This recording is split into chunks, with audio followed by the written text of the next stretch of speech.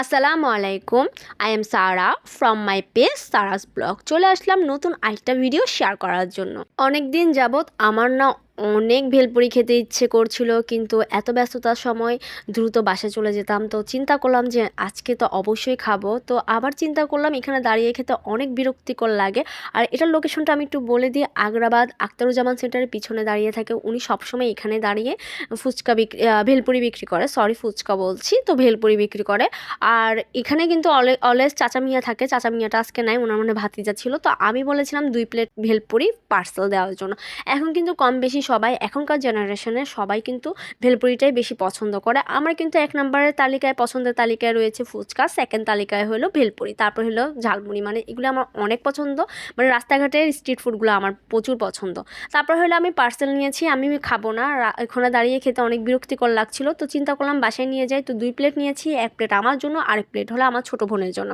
বাসায় আসার পর ওমা কি কাণ্ড, আমার বাসায় যে একটা ভেলপুরিওয়ালি আছে সেটা তো আমি জানতামই না।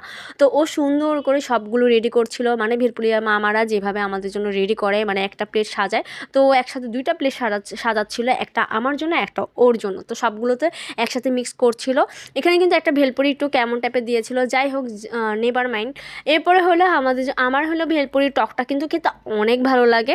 আপনাদের কার কার ভেলপুরি খেতে ভালো লাগে অবশ্যই জানাবেন। আমার কিন্তু স্ট্রিট ফুডগুলো সবগুলোই স্ট্রিট ফুডে খেতে ভালো লাগে। আর আমাদের আগ্রাবাদে কিন্তু অনেক রকমের স্ট্রিট ফুড পাওয়া যায়, মানে সব রকমের স্ট্রিট ফুড আপনি আমাদের আগ্রাবাদেই পাবেন। যারা খেতে চান অবশ্যই এসে খেতে পারেন। আর এই ভেলপুরিটা কিন্তু অনেক মজা, সবসময় আমি খাই ওনার থেকে ভেলপুরি নিয়ে, মানে ওখানে দাঁড়িয়ে খাই আর মাঝে মধ্যে পার্সেল নিয়ে আসি। তো আজকে হলো চিন্তা করলাম না দাঁড়িয়ে খাবো না, বাসায় এসে ছোটো বোন সহ একসাথে খাই। তো আরও চিন্তা করলাম যে ও সুন্দর করে রেডি করে দেয়, তো এটা তো আর কোনো মানে আরও মজা, বাসায় বসে আরামসে খাটের মধ্যে বসে বসে খেতে পারবো। তো ও সবগুলো রেডি করলো, তারপর হলো আমরা হলাম একটা একটা টক দিয়ে খাবো। আর উনি কিন্তু আমাদেরকে টক একটু বেশিই দিয়েছে, এটার জন্য অনেক ভালো লেগেছে। কিন্তু নর্মালি কিন্তু টক ওনারা একটু কমে দেয়। আর ভেলপুরির টকটা কিন্তু খেতে অনেক মজা লাগে, জানি না কার কাছে কেমন লাগে, কিন্তু আমার কাছে তো অনেক মজা লাগে। কিন্তু ওরা অনেক কম কম করে মানে টকটা দেয়। যাই হোক, এরপর আমি সব কিছু রেডি করে নিলাম, আর আমাদের একটু একটু বাঁচিয়েও গেল। তো এটা আমরা পরে দিয়ে কী করবো সেটা পরে দিয়ে দেখবেন ভিডিও শেষে দিই। তো আমরা হলাম সব কিছু রেডি করছিলাম। তো এখন হলো আমাদের সবগুলো রেডি করা শেষ। এটা এই একটা ছোট একটা দিছিল, এটা কেমন টেরা টাইপের ছিল, এটা কিন্তু ভালো দিতে পারতো, এটা কেন এরকম দিছে কে জানে। তো আমি আর খেয়াল করি না, কারণ ওখানে অনেকগুলো মানুষ ছিল, আমি অনেকক্ষণ ধরে দাঁড়িয়েছিলাম। তারপরে হলো পার্সেল করে দিল, আর আমি বলেছি আলাদা আলাদা করে পার্সেল করতে। তো আমাদের সবগুলো শেষ, এখন রেডি করা, এখন হলো টকে চুবিয়ে চুবিয়ে আমরা খাবো।